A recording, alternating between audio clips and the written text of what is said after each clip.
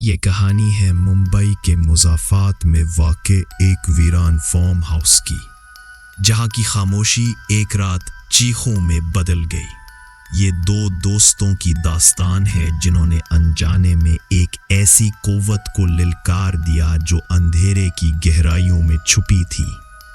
رات کا گہرا پہر تھا، صرف جھینگروں کی آواز سنائی دے رہی تھی۔ دور کچھ کتوں کے بھونکنے کی مدھم آواز آ رہی تھی۔ عمران 20 سالہ نوجوان جوشیلا اور قدرے لاپرواہ، اور علی 22 سالہ نوجوان محتاط اور ڈرپوک اپنی موٹر سائیکل پر بیٹھے ہنستے بولتے جا رہے تھے۔ علی نے عمران کو خبردار کیا کہ ان فارم ہاؤسز میں رات کو عجیب و غریب واقعات ہوتے ہیں اور لوگوں نے ڈراؤنی آوازیں سنی ہیں، لیکن عمران نے اسے وہمی کہہ کر ٹال دیا اور اس کے اصرار کے باوجود وہ پرانے کنویں کی طرف بڑھتے گئے۔ جیسے ہی وہ پرانے کنویں کے قریب پہنچے، ایک عجیب سی خاموشی چھا گئی۔ موٹر سائیکل کی روشنی میں کنواں بہت گہرا اور پراسرار دکھائی دے رہا تھا۔ علی نے پھر اپنی تشویش کا اظہار کیا۔ اس کی آواز میں خوف نمایاں تھا، لیکن عمران نے اس کا مذاق اڑایا اور کنویں کو قبرستان سے تشبیہ دی۔ ابھی ان کی ہنسی فضا میں تحلیل بھی نہیں ہوئی تھی کہ اچانک کنویں کے اندر سے ایک مدھم سی سسکی کی آواز آئی۔ دونوں دوست چونک گئے، ان کی ہنسی خوف میں بدل چکی تھی۔ سسکی کی آواز دوبارہ آئی، اس بار زیادہ واضح اور دل دہلا دینے والی۔ علی نے عمران سے فوراً وہاں سے چلنے کی التجا کی۔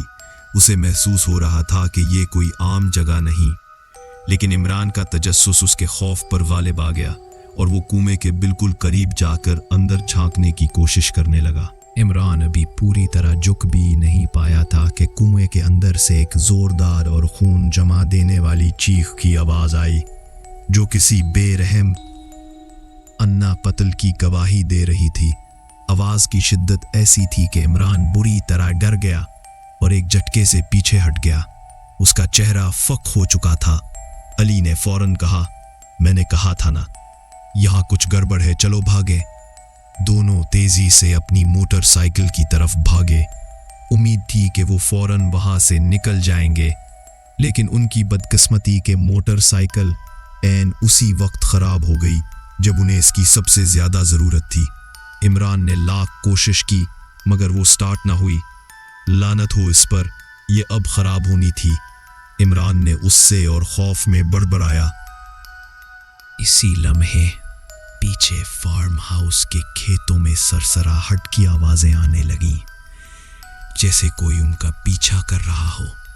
اندھیرا مزید گہرا ہو چکا تھا اور چاند بادلوں میں چھپ چکا تھا۔ موٹر سائیکل کو وہیں چھوڑ کر وہ دونوں اندھیرے کھیتوں میں بھاگنے لگے۔ ان کے پیچھے سرسراہٹ کی آوازیں مسلسل آ رہی تھیں۔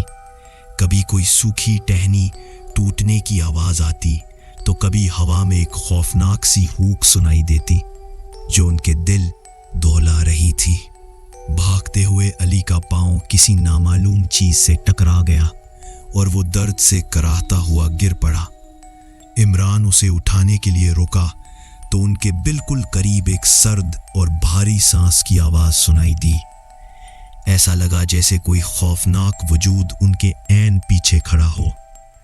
ایک گھٹی ہوئی خوفناک آواز نے ان سے پوچھا، تم میری جگہ پر کیوں آئے؟ عمران اور علی نے خوف زدہ ہو کر مڑ کر دیکھا تو اندھیرے میں ایک دھندلا، قداور اور نہایت ڈراؤنا سایہ ان کی طرف بڑھتا ہوا دکھائی دیا۔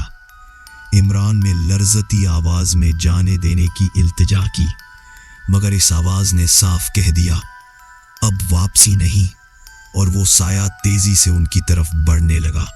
علی خوف کے مارے زور زور سے چیخنے لگا اور اگلی صبح سورج نکل چکا تھا اور فارم ہاؤس کے کھیتوں میں ایک غیر معمولی سکون چھایا ہوا تھا۔ عمران اور علی موٹر سائیکل کے پاس بے ہوش پڑے تھے۔ علی کا پاؤں بری طرح سوجا ہوا تھا۔ جب وہ دھیرے دھیرے ہوش میں آئے تو انہیں رات کی ہولناک یادیں دھندلی سی یاد آ رہی تھیں۔ وہ دونوں خوفزدہ نظروں سے ایک دوسرے کو دیکھتے رہے۔ یہ نہیں سمجھ پائے کہ کیا وہ محض ان کا وہم تھا یا واقعی اندھیرے کی کوئی طاقت ان کے تعاقب میں تھی۔ ممبئی کے ان ویران فارم ہاؤسز نے اس رات ایک ایسا راز اپنے اندر دفن کر لیا جو ہمیشہ ایک پراسرار خوف کی صورت میں وہاں موجود رہے گا۔ رات کی خاموشی میں چھپی ہر سرسراہٹ پر دھیان دینا۔ کیا خبر اگلی باری آپ کی ہو۔